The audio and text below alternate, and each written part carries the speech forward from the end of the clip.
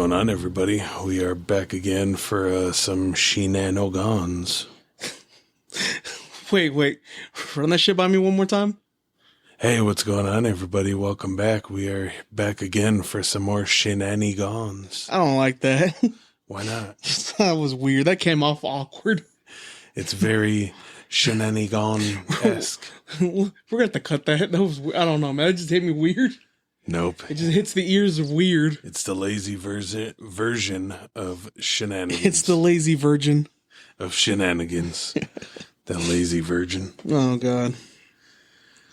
So, again, well, not again, because I haven't said anything yet, but yesterday was Mother's Day, hence the late release of this one, but happy belated Mother's Day to all you mothers out there. What is it, that fucking outcast? All the mothers, the baby mamas' mamas. Yes, and everything in between. Sure, yeah, everything in between. Well, by that I mean, like babies, mamas, cousins, sisters, mamas. There's a little cousin who used to live down the street from me. Right. Little Pookie. Happy Mother's Day to all the grandmothers that have to take care of their children's children because they can't get their shit together. Right. Them too, especially them. They play a big part in raising kids. And happy Mother's Day out there to all those grandmas that are still taking care of their kids. Ooh-wee. Yeah, it's a vicious cycle. Oh, yeah. But it never ends, never shall. It's kind of like a record. It will forever spin. It may not play sound, but it can be forever spinning. It's poetic. Now, if we could only find some justice. For what, I don't know, but then it could be poetic justice. All right, settle down, Kendrick Lamar. I hate that guy. Yeah, you love him. No. All right. He's a weird one. Oh, yeah. They all are. That is true. And I mean, apparently they just, a lot of them prove that you go, throw a beat behind that, and I got $1 million song right there. Yes, you do. Yes, you do. So now the question is, what horrors do you have, do we have, do I have, does we all have in store for today? Some poetic Beatles shit there, too. He is we and she is we and we are all one and we are all together. We are legion. No. Well, what do you have? I'm pretty sure we're on 2 different wavelengths for this episode. We probably are, but I'll let you go first on this one. Alrighty. It's been a while since I think I've kicked it off. It has been. That's why I'm letting you get back into the swing of it. I don't like that. Yeah, so for this episode, I brought... Give me a drum roll. Do we actually have an effect that does that? We do, but I'm not close enough to the soundboard. I think it's just because you don't remember what button it is. Well, I mean that too. I need to get some stickers. So we gotta get like some label buttons. Yeah. Like give me a drum. What is it? Give me a drum roll. It's just a weird funky bass line. Yeah. Give me a beat, boy, and free my soul. Oh God. I brought Satan to the table this time. Ooh, nice. Well, then I guess technically, what's Satan got in store for us? What's Satan got to do with it? And WDSD, what did Satan do? Oh, no. All right. So for anyone that is extremely devout in their religious beliefs... Maybe skip this episode, come back next week. Or skip this portion and check back in for my story in, like 5-10 minutes or so. And it'll probably be switched up. So if you're extremely devout... Please skip this one. If not, then join us in raising all hell, pun intended. Don't you fucking skip me. Get your ass back here. What do you think you're doing? Don't run out on me. Where do you think you're going? Are you coming back with milk? Oh, God. Daddy. Too real. Oh, God. All right, so this one takes place in Mexico. As all good creepy stories do. Or Japan. I feel like those are. I'm pretty sure I've made this point already before, but every time we watch like scary like video compilations, it's either always like Mexico or like Japan, where everything is like really creepy. Like American Ghosts don't do anything for me. Yeah, they're fairly mellow compared to Mexican. They're just like moving shit. Mexican ones like full body apparitions, and then fucking the Japanese ones are like those fucking terrifying faces that look like they drowned. I hate that shit. Dude, those fucking freak me out. Yeah, straight out of like The Ring or fucking what's that other one, The Grudge? Yeah.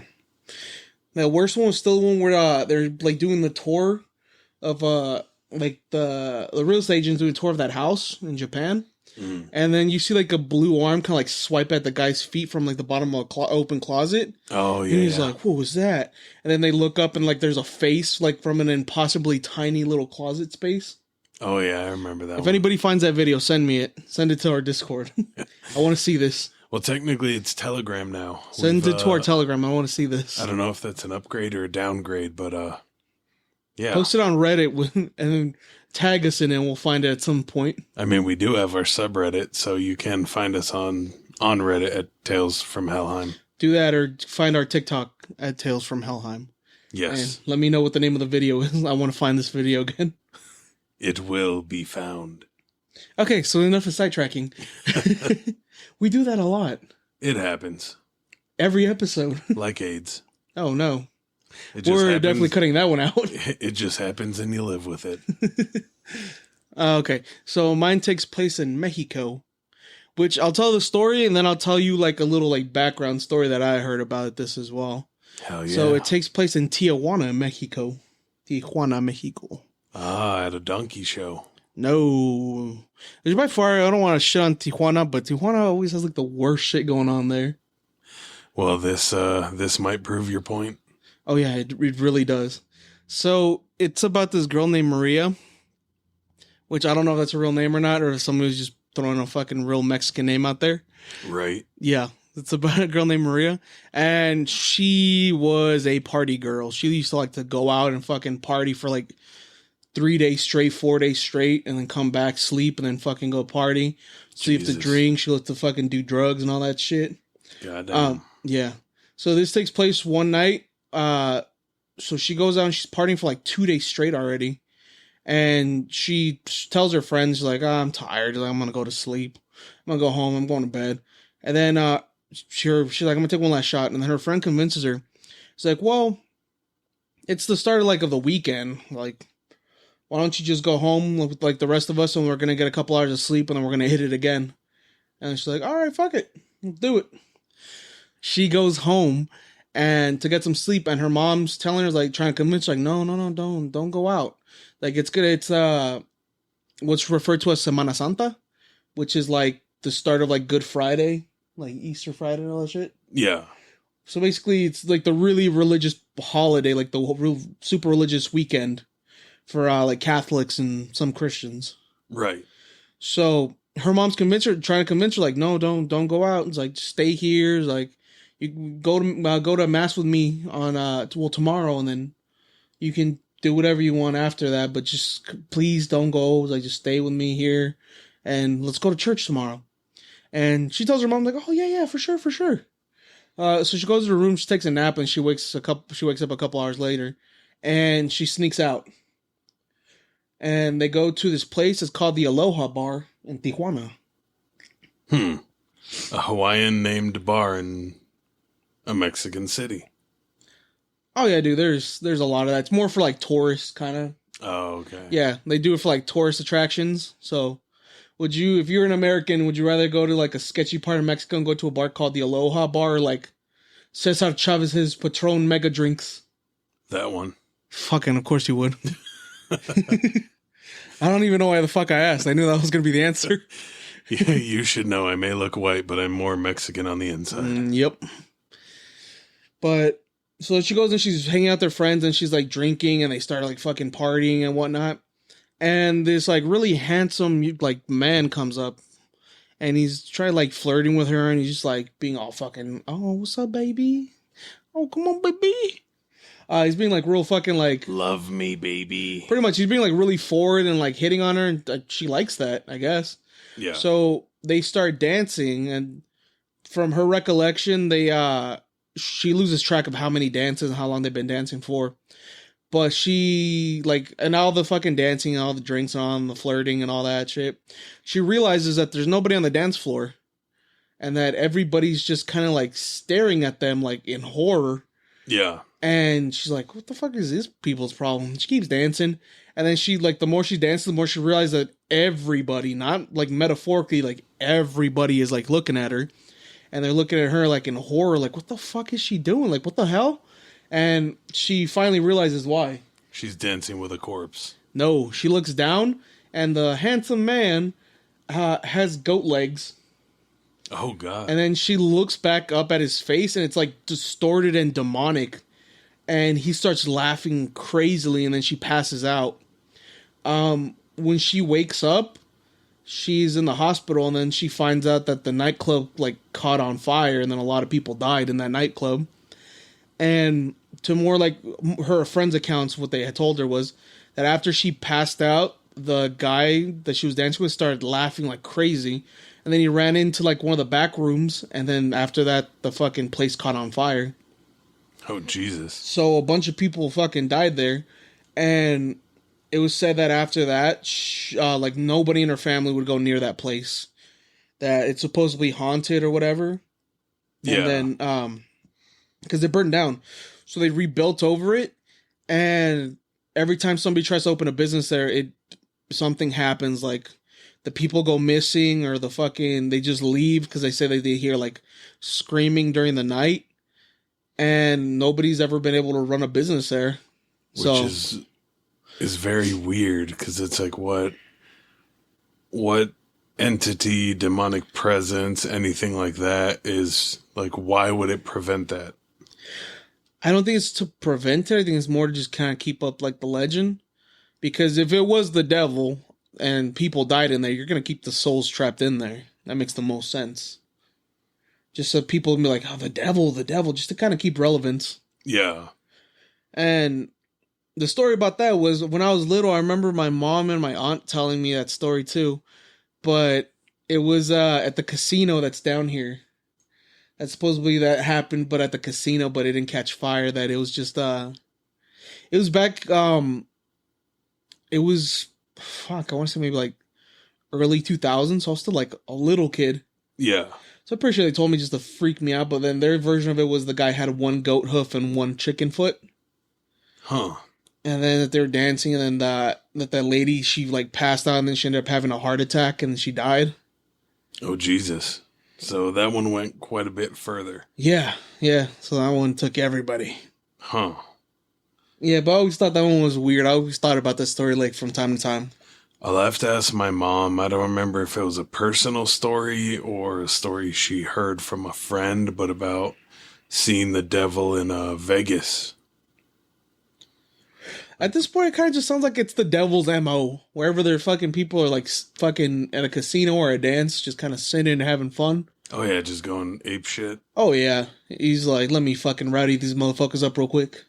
Yeah, basically. That's, I mean, if you think of, God is supposed to be peace, and devil's supposed to be chaos. Oh, yeah. That checks out. But I had another thought when I was looking the story up, because I was like, I wanted to find the whole thing. I came across this other little story. It's like real short. So where my dad, he's originally from, it's called Tinguinin. Damn, that was a good story. I know. The end. My dad is the devil. Right. No, for where he's from, it's Tinguinin. It's like, I think we've shown you pictures of it, and it's like all like greenery, and like it looks like it's just a giant national forest. Yeah. So it looks like that, but there's a place called La Rodilla del Diablo, which means the devil's knee. And they call it that because there's like a little waterfall, and it leads into this giant stone, and it has like this weird looking like indenture into it. Yeah. And the story was that the people used to travel through there to kind of like get goods from one town to another. Mm-hmm. And that the devil would hide there, and he would scare them, and fucking nobody would pass there. So one day, a priest like, I'm gonna handle this, and he went down there. And then he starts like he starts going at the devil. Is like, fire Christ compels you. Yeah. And God intervened on his behalf. And he scared the devil so much that he ran and he slammed his knee on that rock and he left that indenture in there. Huh. That's an interesting take on how that happened. Yeah, I was like, this is crazy, but I thought it would be a good story to add on to the end of this one. Yeah, it's pretty intriguing. It'd be I mean, you know what they say, if Jesus was supposed to be real, then there's nothing saying the devil can't be. Or the Antichrist. Exactly. And for you guys that skipped through my story, I am very hurt. And it was a good one. You're so mean. How could you? Well, all right, what do you got? Then I guess for mine, I will give the warning now. This could be a trigger warning for a few different things. I'm not quite sure. I read a little bit of it, not fully. So just be prepared. I rarely think of this moment, typically only about once a year. That day is on my birthday. See, I was born in February, and on my 5th birthday, something happened that I wish I could forget all about. It was an early morning on a particularly colder day. I was with my younger brother who just turned 3 at the time, and for the sake of privacy, we'll call him Joe. Joe and I were watching TV, and I was staying at my mother's house. At this time, my parents were indeed divorced. The divorce had an effect on me, but I got through it with the right help. After Joe and I watched TV for a few hours, him and I had some on my birthday cake. That's when my mom and her new boyfriend she cheated on my dad with came out from their room. She told him and Joe that she was going out for a few drinks. At the time, I didn't think much of it, besides the fact that it's only 11 a.m. Either way, they went out for a few hours and nothing eventful happened. Joe was getting tired, so I put him into bed another hour after that. It ended up being around 8 p.m. I was wondering where my mom was, but then I heard a car pull into the driveway. After I turned off the lights and got myself into bed, I ended up getting back up and going in the kitchen when the truck turned off and someone kicked the door open. This scared the living hell out of me, but I managed to stay quiet as I grabbed the house phone off the wall and dialed 911. When they picked up, I told them what was happening, and then I went into my mother's room and grabbed her handgun. I never was a good shot. This was something that me and my uncle would often go do. And he would go over self-protection and firearm safety. I walked out of my mom's room to see him turning on the lights. I see the intruder was my mom's new boyfriend, and I was still waiting for the cops to show up because he was an aggressive drunk. But when he turned the light on in my brother's room, I saw he had a weapon. He had his own handgun, and I panicked, and I ran down the hallway for what felt like forever. I reached my brother's room. When I walked in, he had a pillow over my brother's face, and his gun pointed right at him. Without thinking, I pulled the trigger. Not just once, I pulled it 6 times, and I closed my eyes as I did it. My main thing was hoping that I didn't accidentally hurt my brother. After the 6th shot, I go and check on my brother, and he was okay, but reasonably scared out of his mind. I managed to hit my mom's boyfriend 4 times out of the 6 shots. He died in the hospital later that night, and my dad got a restraining order on her, so I haven't seen her in years.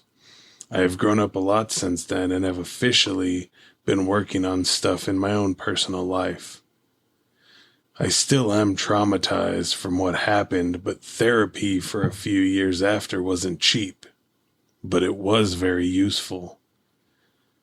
Now, eventually, the cops showed up shortly after with my neighbor, who had happened to be a Marine veteran.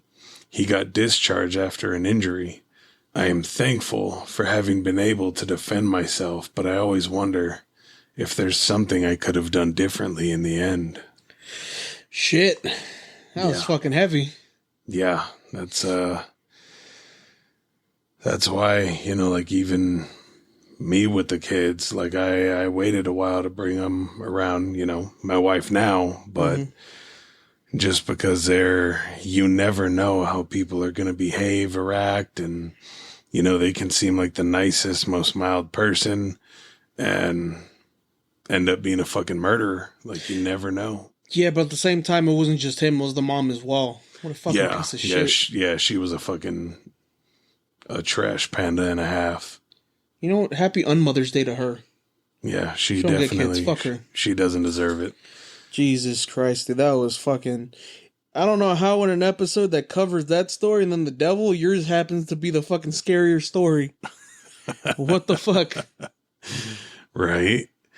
But I mean, it shows you that, you always want to be careful, especially if you have kids who you're bringing around them, because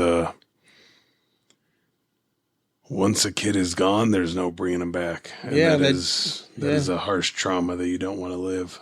The OP on that one really fucking got there in the nick of time. Yeah, very much so. Very much so. Shit. Well, that's a lot to reflect on. Right. This episode, I'm not gonna lie, that bummed me out, dude. That episode made me sad. Damn. But while you guys all reflect, I'm gonna go help Duffy here kind of cheer up. I'm gonna need therapy after this episode. That was a dark one. The devil and the child murderer. Yeah, so 2 lessons to be learned. Do not go out on a holy weekend to go do hoe shit. And don't leave your kids alone and date abusive fucking pieces of shit. Yeah, those are the best lessons to come. I'm going to just be walking around after this fucking episode with my hands on my head going, y'all want to talk about my alcoholic father? We need something to lighten the mood. Right. We'll get through this. That was... Okay, guys. That was it for this week. Yeah, that's the episode. Like I said, it's true stories, good or bad. Mostly bad and terrifying, but Yeah, I don't think I've ever heard a good scary story. We'll have to find where everybody learned a lesson. Right. A wholesome, scary story. One might exist somewhere, but not on this podcast. No. If you guys have wholesome, scary stories, fucking send them our way, because I need them. I need some fucking therapy after this. Right. Well, I think that's all I have. Yeah, that seems to be it for this week. Thank you guys for stopping in, and we'll see you in Helheim.